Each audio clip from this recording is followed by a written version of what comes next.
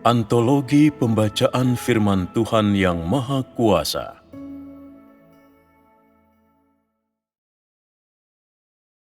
Tentang Alkitab. 1.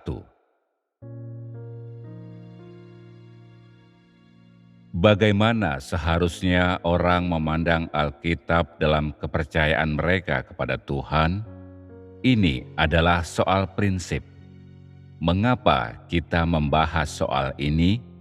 Karena di masa depan engkau akan mengabarkan Injil dan memperluas pekerjaan zaman kerajaan. Dan tidaklah cukup untuk sekadar bisa bicara tentang pekerjaan Tuhan pada zaman sekarang. Untuk memperluas pekerjaannya, lebih penting jika engkau bisa mengakhiri konsep-konsep agama usang dan sarana kepercayaan kuno orang lain dan membuat mereka sepenuhnya yakin untuk sampai ke titik itu ada kaitannya dengan Alkitab. Selama bertahun-tahun, sarana tradisional orang, yaitu dalam kekristenan, salah satu dari 3 agama besar dunia adalah dengan membaca Alkitab. Meninggalkan Alkitab artinya tidak percaya kepada Tuhan. Meninggalkan Alkitab berarti murtad dan sesat. Dan bahkan ketika orang membaca buku-buku lain, landasan dari buku-buku ini haruslah merupakan penjelasan isi Alkitab. Dengan kata lain, jika engkau berkata bahwa engkau percaya kepada Tuhan, engkau harus membaca Alkitab. Engkau harus makan dan minum Alkitab. Dan selain Alkitab, engkau tidak boleh memuja buku lain yang tidak ada kaitannya dengan Alkitab. Jika engkau melakukannya, artinya engkau mengkhianati Tuhan. Sejak adanya Alkitab, kepercayaan orang kepada Tuhan adalah kepercayaan pada Alkitab. Daripada mengatakan orang percaya kepada Tuhan, lebih tepat mengatakan bahwa mereka percaya pada Alkitab. Daripada mengatakan mereka telah mulai membaca Alkitab, akan lebih tepat mengatakan mereka telah mulai percaya pada Alkitab. Dan daripada mengatakan mereka telah kembali ke hadirat Tuhan, akan lebih tepat mengatakan mereka telah kembali ke hadirat Alkitab. Dengan begitu, orang memuja Alkitab seakan-akan Alkitab adalah Tuhan. Seakan-akan Alkitab itulah inti kehidupannya. Dan kehilangan Alkitab sama artinya dengan kehilangan hidupnya. Orang menganggap Alkitab sama tingginya dengan Tuhan. Bahkan ada orang yang menganggapnya lebih tinggi daripada Tuhan. Jika orang tidak memiliki pekerjaan Roh Kudus, jika orang tidak bisa merasakan Tuhan, mereka tetap bisa hidup. Tetapi begitu mereka kehilangan Alkitab atau kehilangan pasal dan kata-kata terkenal dari Alkitab, mereka merasa seperti kehilangan hidup. Jadi, begitu orang mulai percaya kepada Tuhan, mereka mulai membaca Alkitab dan menghafalkannya. Dan semakin banyak mereka bisa menghafalkannya, semakin ini membuktikan bahwa mereka mengasihi Tuhan dan memiliki iman yang besar. Mereka yang telah membaca Alkitab dan bisa membicarakannya dengan orang lain akan dianggap saudara-saudari yang baik. Selama bertahun-tahun, iman dan kesetiaan orang kepada Tuhan diukur seturut tingkat pemahamannya terhadap Alkitab. Sebagian besar orang tidak mengerti mengapa mereka harus percaya kepada Tuhan atau bagaimana cara percaya kepada Tuhan. Dan mereka tidak berbuat apapun selain mencari petunjuk untuk mengartikan pasal-pasal Alkitab. Orang tidak pernah mengejar petunjuk dari pekerjaan Roh Kudus. Sejak dahulu, mereka tidak berbuat apapun selain giat mempelajari dan meneliti Alkitab, dan tidak ada di antara mereka yang pernah menemukan karya terbaru Roh Kudus di luar Alkitab. Tak ada juga di antara mereka yang menjauh atau berani menjauh dari Alkitab. Orang telah mempelajari Alkitab selama bertahun-tahun dan menghasilkan begitu banyak penjelasan, serta mencurahkan begitu banyak upaya untuk melakukannya. Mereka juga memiliki banyak perbedaan pendapat tentang Alkitab yang mereka perdebatkan sedemikian rupa tanpa akhir, sehingga sekarang ini telah terbentuk lebih dari 2.000 denominasi yang berbeda. Mereka semua ingin menemukan penjelasan yang istimewa atau misteri yang lebih besar di dalam Alkitab.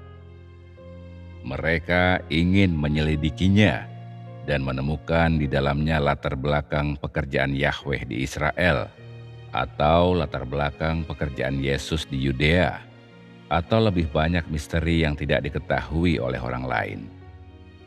Pendekatan orang terhadap Alkitab adalah pendekatan obsesi dan iman, dan tidak seorang pun yang bisa sepenuhnya memahami kisah sebenarnya di balik Alkitab ataupun substansinya. Sekarang ini, orang masih memiliki perasaan ajaib yang tak bisa dijelaskan tentang Alkitab. Bahkan lebih dari itu, mereka terobsesi olehnya dan beriman kepadanya. Sekarang ini, setiap orang ingin menemukan berbagai nubuatan tentang pekerjaan akhir zaman dalam Alkitab. Mereka ingin menemukan pekerjaan apa yang dilakukan oleh Tuhan selama akhir zaman, dan apa sajakah tanda-tanda akhir zaman itu. Dengan demikian, pemujaan mereka kepada Alkitab menjadi lebih membara dan semakin dekat akhir zaman. Semakin besar kepercayaan yang mereka berikan kepada berbagai nubuatan dalam Alkitab, terutama tentang akhir zaman itu. Dengan kepercayaan dan keyakinan buta kepada Alkitab seperti ini, mereka tidak berhasrat untuk mencari pekerjaan Roh Kudus. Dalam pemahaman mereka, mereka pikir hanya Alkitablah yang bisa mendatangkan pekerjaan Roh Kudus. Hanya di dalam Alkitablah mereka bisa menemukan jejak-jejak langkah Tuhan. Hanya di dalam Alkitablah tersembunyi misteri pekerjaan Tuhan. Hanya Alkitablah, bukan buku atau orang lain, yang bisa menjelaskan segala sesuatu tentang Tuhan dan keseluruhan pekerjaannya. Alkitab bisa mendatangkan pekerjaan surga ke bumi, dan Alkitab bisa memulai sekaligus mengakhiri zaman. Dengan pemahaman seperti ini, orang tidak memiliki kecenderungan untuk mencari pekerjaan Roh Kudus. Jadi, terlepas dari seberapa besar Alkitab telah membantu manusia di masa lalu, Alkitab telah menjadi rintangan bagi pekerjaan terbaru Tuhan. Tanpa Alkitab, orang bisa mencari jejak langkah Tuhan di tempat lain. Tetapi di masa ini, jejak langkahnya telah dikungkung oleh Alkitab, menjadikan perluasan pekerjaan terbarunya 2 kali lipat lebih sulit dan merupakan pergumulan berat. Semua ini dikarenakan oleh pasal-pasal dan kata-kata terkenal dari Alkitab serta berbagai nubuatan di dalamnya. Alkitab telah menjadi berhala di benak orang. Ia telah menjadi teka-teki di otak mereka, dan mereka tidak sanggup untuk percaya bahwa Tuhan bisa bekerja terlepas dari Alkitab. Mereka tidak sanggup untuk percaya bahwa orang bisa menemukan Tuhan di luar Alkitab. Apalagi percaya bahwa Tuhan bisa meninggalkan Alkitab selama melakukan pekerjaan terakhir dan memulai pekerjaan yang baru. Ini tidak terpikirkan oleh orang-orang. Mereka tidak bisa mempercayainya dan tidak bisa membayangkannya. Alkitab telah menjadi rintangan yang besar dalam hal penerimaan orang akan pekerjaan baru Tuhan dan menjadi penghalang bagi usaha Tuhan untuk memperluas pekerjaan baru ini.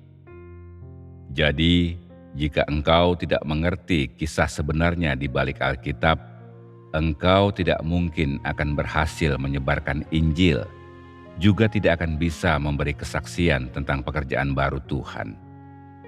Meskipun sekarang engkau tidak membaca Alkitab, engkau masih sangat memujanya.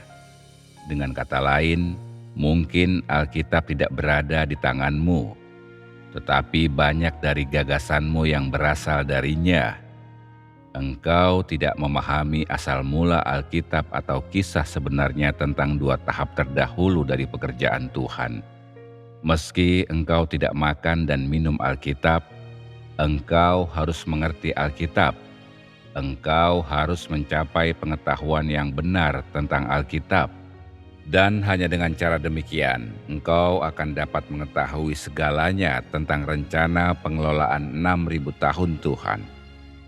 Engkau akan menggunakan ini untuk memenangkan orang-orang, untuk membuat mereka mengakui bahwa aliran ini adalah jalan yang benar, untuk membuat mereka mengakui bahwa jalan yang engkau lalui sekarang ini adalah jalan kebenaran, jalan yang dibimbing oleh Roh Kudus, dan belum pernah dibuka oleh manusia manapun. Sebelum zaman kasih karunia, orang membaca Alkitab, tetapi pada saat itu hanya ada perjanjian lama, tidak ada perjanjian baru. Karena hanya ada Alkitab perjanjian lama, mereka pun mulai membaca kitab suci.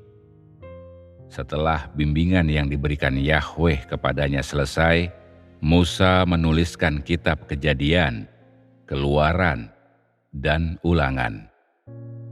Ia mengingat kembali pekerjaan Yahweh pada masa itu dan menuliskannya. Alkitab adalah buku sejarah. Tentu saja, buku ini juga mengandung beberapa ramalan para nabi, dan ramalan ini bukanlah sejarah.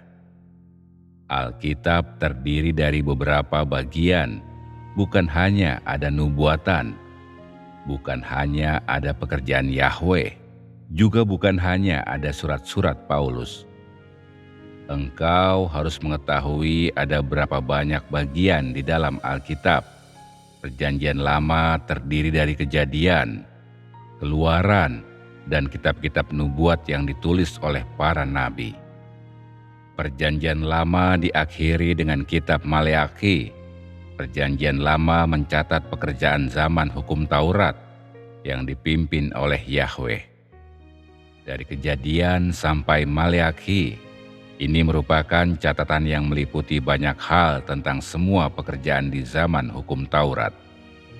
Artinya, Perjanjian Lama mencatat semua yang dialami oleh orang-orang yang dipimpin oleh Yahweh di zaman hukum Taurat. Selama zaman hukum Taurat Perjanjian Lama, sejumlah besar nabi yang diangkat oleh Yahweh untuk bernubuat baginya memberi petunjuk kepada berbagai suku dan bangsa dan menubuatkan pekerjaan yang akan Yahweh lakukan. Semua orang yang telah diangkat ini telah dikaruniai roh nubuat oleh Yahweh. Mereka bisa melihat penglihatan-penglihatan yang berasal dari Yahweh dan mendengar suaranya. Dan dengan cara demikian mereka diilhami olehnya dan mereka pun menuliskan nubuat-nubuat tersebut. Pekerjaan yang mereka lakukan adalah ungkapan dari suara Yahweh. Itu adalah pekerjaan nubuat yang mereka lakukan atas nama Yahweh. Dan pekerjaan Yahweh pada saat itu hanyalah membimbing orang dengan menggunakan rohnya. Dia tidak menjadi daging, dan orang-orang tidak melihat wajahnya. Oleh karena itulah, dia mengangkat banyak nabi untuk melakukan pekerjaannya dan memberi mereka tutur katanya yang kemudian mereka sampaikan kepada setiap suku dan kaum Israel. Pekerjaan mereka adalah bernubuat, dan beberapa di antara mereka menuliskan petunjuk Yahweh kepada mereka untuk ditunjukkan kepada orang lain. Yahweh mengangkat orang-orang ini untuk bernubuat, untuk meramalkan pekerjaan di masa depan atau pekerjaan yang masih harus diselesaikan pada masa itu, agar orang-orang dapat memandang kehebatan dan hikmat Yahweh. Kitab-kitab nubuat ini sangat berbeda dari kitab-kitab lain di dalam Alkitab. Kitab ini berisi perkataan-perkataan yang diucapkan atau ditulis oleh mereka yang telah dikaruniai roh bernubuat. ditulis oleh mereka yang telah mendapat penglihatan atau mendengar suara Yahweh. Selain kitab-kitab nubuat ini, semua bagian yang lain dalam Perjanjian Lama adalah catatan yang dibuat oleh orang-orang sesudah Yahweh menyelesaikan pekerjaannya. Kitab-kitab ini tidak bisa menggantikan nubuat yang diucapkan oleh nabi-nabi yang diangkat oleh Yahweh. Sama seperti kitab Kejadian dan Keluaran tidak bisa dibandingkan dengan kitab Yesaya dan kitab Daniel. Nubuatan-nubuatan itu diucapkan sebelum pekerjaan dilaksanakan, sedangkan kitab-kitab lain ditulis sesudah pekerjaan diselesaikan, karena hanya itu yang bisa orang lakukan. Para nabi pada masa itu diilhami oleh Yahweh dan mengucapkan beberapa nubuat. Mereka mengucapkan banyak perkataan, dan mereka menubuatkan hal-hal yang akan terjadi pada zaman kasih karunia, juga penghancuran dunia pada akhir zaman, yaitu pekerjaan yang Yahweh rencanakan. Kitab-kitab lainnya berisi catatan tentang pekerjaan yang telah Yahweh lakukan di Israel. Jadi, tatkala membaca Alkitab, engkau terutama sedang membaca tentang apa yang Yahweh lakukan di Israel. Alkitab Perjanjian Lama terutama mencatat pekerjaan Yahweh dalam membimbing Israel, bagaimana Dia memakai Musa untuk membimbing orang Israel keluar dari Mesir, membebaskan mereka dari belenggu Fir'aun, dan membawa mereka ke padang gurun. Setelahnya, mereka memasuki Kanaan, dan segala sesuatu sesudah ini adalah tentang kehidupan mereka di Kanaan. Selain semua ini, Perjanjian Lama adalah catatan tentang pekerjaan Yahweh di seluruh Israel. Segala sesuatu yang tercatat di Perjanjian Lama adalah pekerjaan Yahweh di Israel. Pekerjaan yang Yahweh telah lakukan di tanah tempat Dia menciptakan Adam dan Hawa. Dari saat ketika Tuhan resmi mulai menuntun manusia di bumi sesudah zaman Nuh, semua yang dicatat di Perjanjian Lama adalah pekerjaan Israel. Dan mengapa tidak ada catatan tentang pekerjaan di luar Israel? Karena tanah Israel adalah tempat kelahiran umat manusia. Pada mulanya, tidak ada negara lain selain Israel, dan Yahweh tidak bekerja di tempat lain. Dengan demikian, apa yang tercatat di dalam Alkitab adalah murni pekerjaan di Israel pada masa itu. Kata-kata yang diucapkan oleh para nabi, oleh Yesaya, Daniel, Yeremia, dan Yehezkiel, kata-kata mereka meramalkan pekerjaan Yahweh yang lainnya di muka bumi. Mereka meramalkan pekerjaan Tuhan Yahweh itu sendiri. Semua ini berasal dari Tuhan. Semua ini adalah pekerjaan Roh Kudus. Dan selain dari kitab-kitab nabi ini, segala sesuatu yang tertulis adalah catatan tentang pengalaman manusia dalam pekerjaan yang Yahweh lakukan pada masa itu. Pekerjaan penciptaan terjadi sebelum ada manusia, tetapi kitab Kejadian hanya ada setelah umat manusia ada. Ini adalah kitab yang ditulis oleh Musa selama zaman hukum Taurat. Ini seperti hal-hal yang terjadi padamu sekarang ini. Setelah suatu peristiwa terjadi, engkau menuliskannya untuk ditunjukkan kepada orang-orang di masa depan. Dan bagi orang-orang di masa depan, apa yang engkau catat adalah hal-hal yang telah terjadi di masa lalu. Ini semua tidak lebih dari sejarah. Hal-hal yang dicatat di Perjanjian Lama adalah pekerjaan Yahweh di Israel, dan hal-hal yang dicatat di Perjanjian Baru adalah pekerjaan Yesus di zaman kasih karunia. Semuanya mendokumentasikan pekerjaan yang Tuhan lakukan di dua zaman yang berbeda. Perjanjian Lama mendokumentasikan pekerjaan Tuhan selama zaman hukum Taurat, dan karenanya Perjanjian Lama adalah buku sejarah, Sedangkan perjanjian baru adalah produk dari pekerjaan di zaman kasih karunia. Ketika pekerjaan baru dimulai, itu juga menjadi kadaluarsa, dan karenanya perjanjian baru juga merupakan buku sejarah. Tentu saja perjanjian baru tidaklah sesistematis perjanjian lama dan juga tidak mencatat lebih banyak hal. Semua perkataan yang Yahweh ucapkan di perjanjian lama dicatat dalam Alkitab, sedangkan hanya beberapa dari perkataan Yesus yang dicatat dalam keempat kitab Injil. Tentu saja, Yesus juga melakukan banyak pekerjaan, tetapi itu tidak dicatat secara rinci. Sedikitnya jumlah catatan yang tercatat dalam perjanjian baru disebabkan karena seberapa banyak pekerjaan yang Yesus lakukan. Jumlah pekerjaannya selama 3,5 tahun di bumi ditambah dengan pekerjaan para rasul. Jumlahnya jauh lebih sedikit dibandingkan dengan pekerjaan yang dilakukan oleh Yahweh. Oleh karenanya, terdapat lebih sedikit kitab di perjanjian baru dibandingkan perjanjian lama. Buku seperti apakah Alkitab itu? Perjanjian Lama berisi tentang pekerjaan Tuhan selama zaman hukum Taurat. Perjanjian Lama dari Alkitab mencatat semua pekerjaan yang dilakukan oleh Yahweh selama zaman hukum Taurat dan pekerjaan penciptaannya. Seluruh isinya mencatat pekerjaan yang telah dilakukan oleh Yahweh, dan kisah tentang pekerjaan Yahweh itu diakhiri dalam kitab Maleakhi. Perjanjian Lama mencatat 2 bagian pekerjaan yang telah Tuhan lakukan. Yang pertama adalah pekerjaan penciptaan, dan yang kedua adalah penetapan hukum Taurat. Keduanya adalah pekerjaan yang Yahweh lakukan. Zaman hukum Taurat merepresentasikan pekerjaan di bawah nama Tuhan Yahweh. Ini adalah keseluruhan pekerjaan yang terutama dilaksanakan di bawah nama Yahweh. Jadi, Perjanjian Lama mencatat pekerjaan Yahweh, sedangkan Perjanjian Baru mencatat pekerjaan Yesus, pekerjaan yang terutama dilakukan di bawah nama Yesus.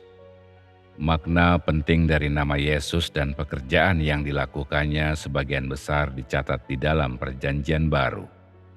Selama zaman hukum Taurat Perjanjian Lama, Yahweh membangun bait suci dan mezbah di Israel. Dia membimbing kehidupan orang Israel di bumi, membuktikan bahwa mereka adalah umat pilihannya, yaitu kelompok orang pertama yang Dia pilih di muka bumi dan yang berkenan di hatinya, kelompok pertama yang dipimpinnya secara pribadi. Dengan kata lain, kedua-belas suku Israel adalah orang-orang terpilih yang pertama. Jadi, Dia selalu bekerja di dalam mereka sampai saat pekerjaan Yahweh di zaman hukum Taurat berakhir. Tahap kedua pekerjaan ini adalah pekerjaan pada zaman kasih karunia dari Perjanjian Baru. Dan ini dilaksanakan di antara suku Yehuda, salah satu dari ke-12 suku Israel. Cakupan pekerjaan itu lebih kecil karena Yesus adalah Tuhan yang menjadi daging. Yesus hanya bekerja di tanah Yudea dan hanya melakukan pekerjaan selama 3,5 tahun. Oleh karenanya, apa yang tercatat di Perjanjian Baru tidaklah bisa melampaui jumlah pekerjaan yang tercatat dalam Perjanjian Lama. Pekerjaan Yesus di zaman kasih karunia itu terutama dicatat di dalam keempat kitab Injil.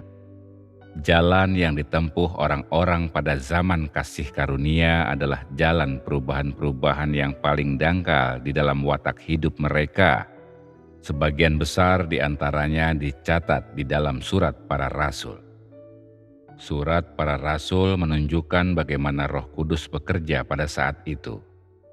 Tentu saja, terlepas dari apakah Paulus dihajar atau tertimpa kemalangan dalam melakukan pekerjaan yang ia lakukan, ia dituntun oleh Roh Kudus. Ia adalah seseorang yang dipakai oleh Roh Kudus pada masa itu. Petrus juga dipakai oleh Roh Kudus, tetapi ia tidak melakukan pekerjaan sebanyak Paulus. Sekalipun pekerjaan Paulus mengandung kecemaran manusia, dari surat-surat yang Paulus tulis, dapat dilihat bagaimana Roh Kudus bekerja pada masa itu. Jalan yang dijalani oleh Paulus adalah jalan yang tepat, benar, dan itu adalah jalan Roh Kudus. Jika engkau ingin melihat pekerjaan pada zaman hukum Taurat dan melihat bagaimana bangsa Israel mengikuti jalan Yahweh, engkau harus membaca Perjanjian Lama. Jika engkau ingin memahami pekerjaan pada zaman kasih karunia, engkau harus membaca Perjanjian Baru. Tetapi bagaimana jika engkau ingin melihat pekerjaan pada akhir zaman? Engkau harus menerima kepemimpinan Tuhan pada zaman sekarang dan memasuki pekerjaan pada zaman ini, karena inilah pekerjaan yang baru itu yang belum pernah tercatat dalam Alkitab. Pada zaman ini, Tuhan telah menjadi daging dan memilih orang-orang pilihan lainnya di Tiongkok. Tuhan bekerja di dalam diri orang-orang ini. Dia melanjutkan pekerjaannya di bumi, melanjutkan pekerjaan yang dilakukannya dari zaman kasih karunia. Pekerjaan pada zaman sekarang adalah jalan yang belum pernah ditempuh oleh manusia dan belum pernah dilihat oleh siapapun. Ini adalah pekerjaan yang belum pernah dilakukan sebelumnya. Inilah pekerjaan terbaru Tuhan di muka bumi. Jadi, pekerjaan yang belum pernah dilakukan sebelumnya bukanlah sejarah, karena kini adalah kini dan belum menjadi masa lalu. Orang-orang tidak tahu bahwa Tuhan telah melakukan pekerjaan yang lebih besar, yang lebih baru di bumi dan di luar Israel.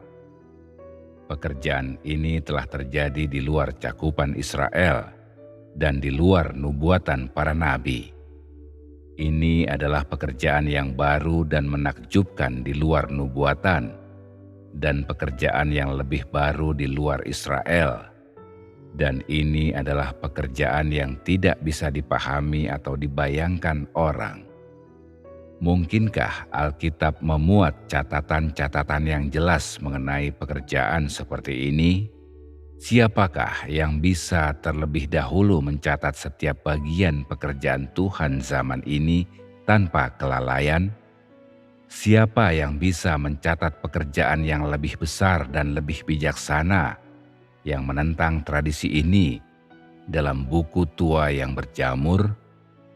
Pekerjaan pada zaman ini bukanlah sejarah, dan karenanya jika engkau ingin menapaki jalan baru pada hari ini, engkau harus beranjak dari Alkitab. Engkau harus melangkah melampaui kitab-kitab nubuatan atau sejarah yang ada dalam Alkitab. Hanya dengan begitu engkau akan dapat menapaki jalan yang baru ini dengan benar. Hanya dengan begitu engkau akan bisa memasuki dunia baru dan pekerjaan yang baru tersebut. Engkau harus mengerti mengapa pada hari ini engkau diminta untuk tidak membaca Alkitab. Mengapa ada pekerjaan lain yang terpisah dari Alkitab? Mengapa Tuhan tidak mencari penerapan yang lebih baru, lebih rinci di dalam Alkitab? Mengapa ada pekerjaan yang lebih besar di luar Alkitab? Inilah semua yang harus engkau sekalian pahami. Engkau harus mengetahui perbedaan antara pekerjaan lama dan pekerjaan yang baru. Dan meskipun engkau tidak membaca Alkitab, engkau harus bisa membedahnya. Jika tidak, engkau masih tetap akan menyembah Alkitab dan akan sulit bagimu untuk memasuki pekerjaan yang baru dan mengalami perubahan-perubahan yang baru. Jika ada jalan yang lebih tinggi, mengapa mempelajari jalan yang rendah dan sudah kadaluarsa? Jika ada perkataan yang lebih baru dan pekerjaan yang lebih baru, mengapa hidup di antara catatan-catatan sejarah tua? Perkataan-perkataan baru ini dapat memberimu perbekalan yang membuktikan bahwa ini adalah pekerjaan yang baru. Catatan-catatan lama tidak dapat memuaskanmu atau memuaskan kebutuhanmu di saat ini, yang membuktikan bahwa semua itu adalah sejarah dan bukan pekerjaan di saat ini dan di sini. Jalan yang tertinggi adalah pekerjaan yang terbaru.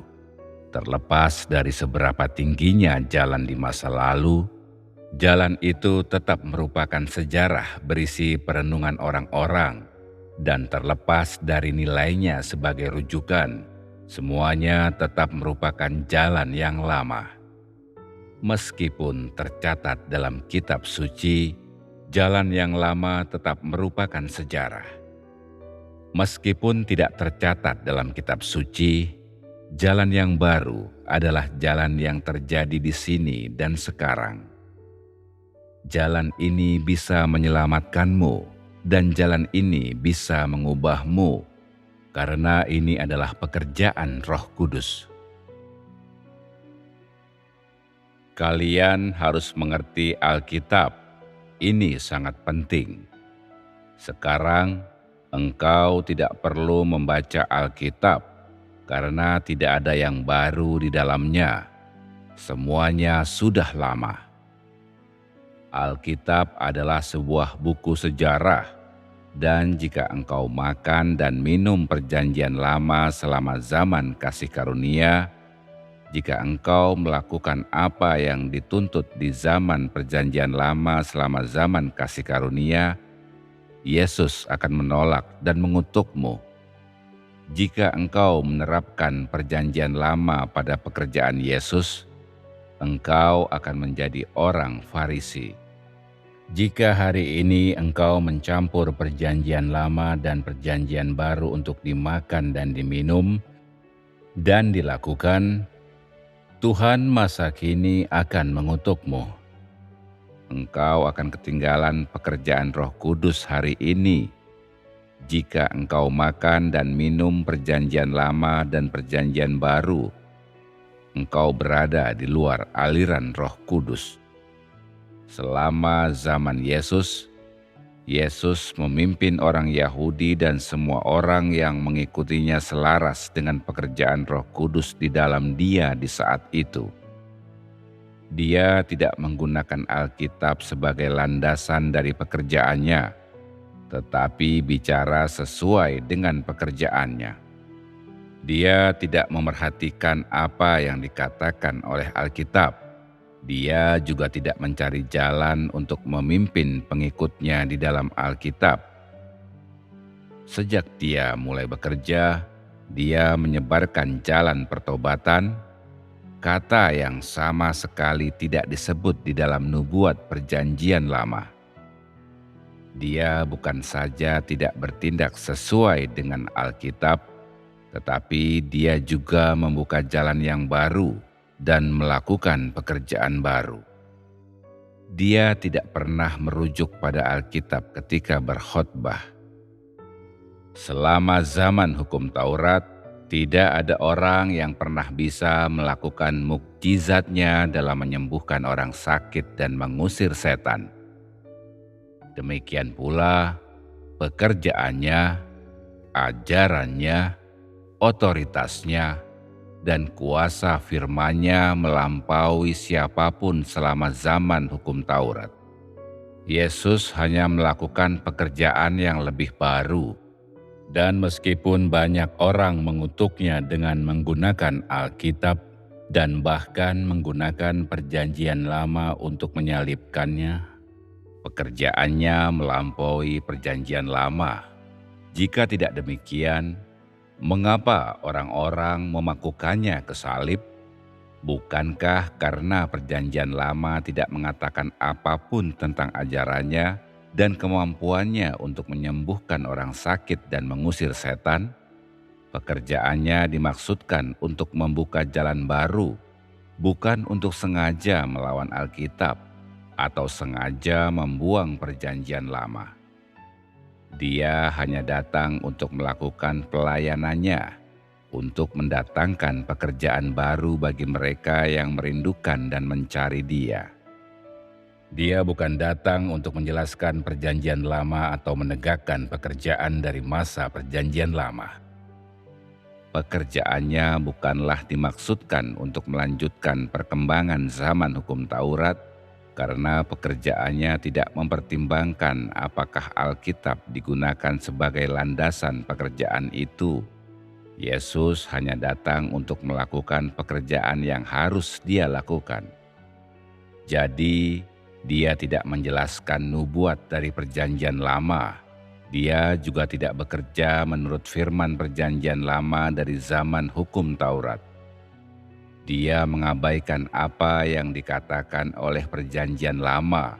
Dia tidak peduli apakah perjanjian lama setuju atau tidak setuju dengan pekerjaannya, dan tidak peduli pada apa yang orang lain ketahui tentang pekerjaannya, atau bagaimana mereka mengutuk pekerjaannya. Dia hanya terus melakukan pekerjaan yang harus dia lakukan. Walaupun banyak orang menggunakan nubuatan para nabi perjanjian lama untuk mengutuknya. Bagi orang-orang, pekerjaannya sepertinya tidak punya dasar, dan banyak dari pekerjaannya yang tidak selaras dengan catatan dari perjanjian lama. Bukankah itu kebodohan? Apakah doktrin perlu diterapkan pada pekerjaan Tuhan? Dan haruskah pekerjaan Tuhan selaras dengan nubuatan para nabi? Bagaimanapun juga, mana yang lebih besar, Tuhan atau Alkitab? Mengapa pekerjaan Tuhan harus dilakukan berdasarkan Alkitab? Apakah Tuhan tidak punya hak untuk melampaui Alkitab? Tidak bisakah Tuhan meninggalkan Alkitab dan melakukan pekerjaan lain? Mengapa Yesus dan murid-muridnya tidak memelihara hari Sabat?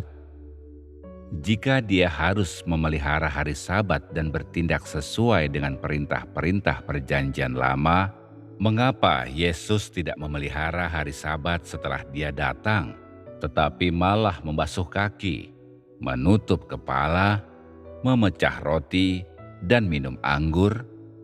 Bukankah semua ini tidak tercantum di dalam perintah perjanjian lama? Jika Yesus menghormati perjanjian lama, mengapa Dia menentang doktrin-doktrin ini? Engkau harus mengetahui mana yang ada lebih dahulu, Tuhan atau Alkitab. Sebagai Tuhan atas hari Sabat, tidak bisakah Dia juga menjadi Tuhan atas Alkitab? Pekerjaan yang dilakukan oleh Yesus selama zaman perjanjian baru telah membuka pekerjaan yang baru. Dia tidak bekerja sesuai dengan pekerjaan di perjanjian lama. Dia juga tidak menerapkan firman yang diucapkan oleh Yahweh dari masa perjanjian lama. Dia melakukan pekerjaannya sendiri, dan Dia melakukan pekerjaan yang lebih baru dan pekerjaan yang lebih tinggi daripada hukum Taurat. Karenanya, Dia berkata, "Janganlah mengira bahwa aku datang untuk melenyapkan hukum Taurat atau kitab para nabi.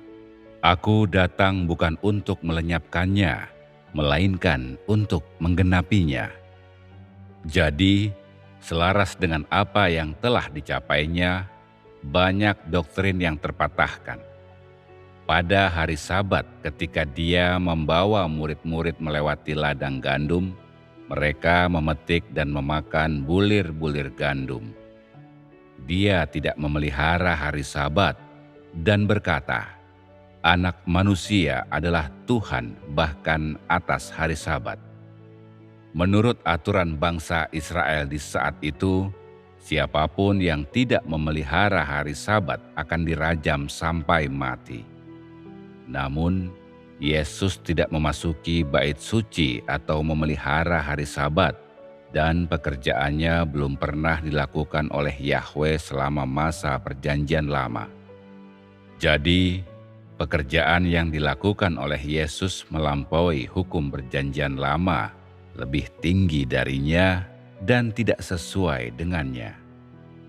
Selama zaman kasih karunia, Yesus tidak bekerja menurut hukum Perjanjian Lama. Dia telah menentang doktrin-doktrin itu. Sekarang ini masih ada orang yang mematuhi Alkitab dan khususnya hukum Perjanjian Lama. Bukankah ini mengingkari pekerjaan Yesus? Beberapa orang mengatakan Alkitab adalah buku yang suci dan harus dibaca. Beberapa orang mengatakan pekerjaan Tuhan harus ditegakkan selamanya. Perjanjian Lama adalah perjanjian Tuhan dengan bangsa Israel dan tidak bisa disingkirkan, dan Sabat harus selalu dipelihara. Bukankah ini konyol? Mengapa Yesus tidak memelihara hari Sabat? Apakah dia berbuat dosa? Siapa yang bisa memahami hal-hal seperti itu? Terlepas dari bagaimana engkau membaca Alkitab, akan mustahil untuk mengetahui pekerjaan Tuhan dengan hanya menggunakan kekuatan pemahaman manusia. Engkau bukan saja tidak akan mendapatkan pengetahuan yang murni tentang Tuhan, tetapi gagasan-gagasanmu akan menjadi semakin keliru, sedemikian rupa sehingga engkau mulai menentang Tuhan. Jika bukan karena inkarnasi Tuhan pada hari ini, orang akan dijerumuskan oleh gagasannya sendiri, dan mereka akan mati di tengah-tengah hajaran Tuhan.